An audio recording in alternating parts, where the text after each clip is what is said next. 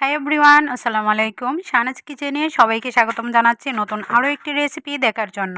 আশা করছি যে যেখান থেকে আমার রেসিপিটা দেখছেন সবাই অনেক ভালো আছেন, সুস্থ আছেন।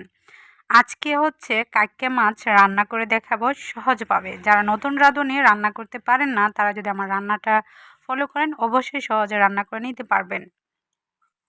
রান্না আমরা কম বেশি সকলেই পারি, হয়তো কারো রান্নাটা একটু বেশি মজা হয় আর কারো রান্নাটা একটু কম মজা হয়। এখানে নিয়ে নিচ্ছি আমি 200 গ্রাম কাইক্কা মাছ। মাছগুলো আমি ছোট ছোট করে পিস করে নিয়েছি। যেহেতু মাছগুলি ছোট ছিল, অনেকে আছে আস্তই রাখে, অনেকে কুচি কুচি করে, তো আমি আমার আন্দাজ অনুযায়ী মাঝখানে একটা ফালি করে নিয়েছি। এখন তেল দিয়েছি আমি এখানে 7 চা চামচ পরিমাণ। যেহেতু 200 গ্রাম পরিমাণ মাছ নিয়েছি, পেঁয়াজ দিয়েছি মাঝারি সাইজের 3টা পেঁয়াজ আমি দিয়েছি। পেঁয়াজ কম বেশি করে দিতে পারবেন। পেঁয়াজটা আমি দিচ্ছি না, কুচিটাই দিচ্ছি।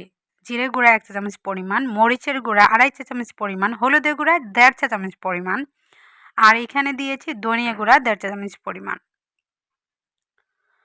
আর লবণ দিয়েছি 4 চা চামচ পরিমাণ টোটাল। প্রথমে 2 চা চামচ পরিমাণ দিয়েছিলাম, লবণ কম হয়েছিল, আরও 2 চা চামচ পরিমাণ দিয়েছি। এখন পানি দিয়ে কষিয়ে নিব। বেশি নাড়াচাড়া দিতে হবে না, কারণ আলতো হাতে দিতে হবে, এটা ভেঙে যাওয়ার সম্ভাবনা থাকে।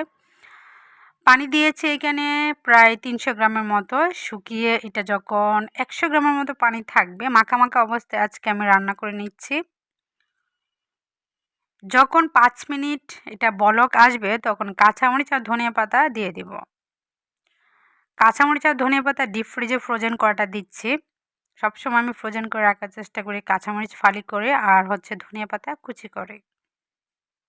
অনেকে ডিপ ফ্রিজে ফ্রোজেন করাটা ব্যবহার করতে পারে না, মনে করে যে এটা খাওয়া যায় না।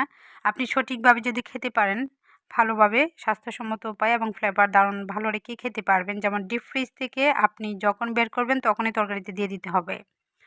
এই যে দেখুন, রান্নাটা একটু সামান্য ঝুল আছে, তো আরেকটা বলক আসার পর হচ্ছে এখানে আমি উপরে টালা জিরা গুঁড়া দেবো, ভাজা জিরা গুঁড়াটা দিয়ে দিব, তাহলে ফ্লেভার এবং কালার দুটাই দারুণ আসবে আর খেতে অনেক বেশি ভালো লাগবে। আশা করছি অনেকের কাছে আজকের রেসিপিটা অনেক বেশি ভালো লাগতে পারে। ভালো লাগলে ভালো একটি কমেন্ট করবেন, বেশি ভালো লাগলে ফ্রেন্ডস ফ্যামিলিদের সাথে শেয়ার করবেন।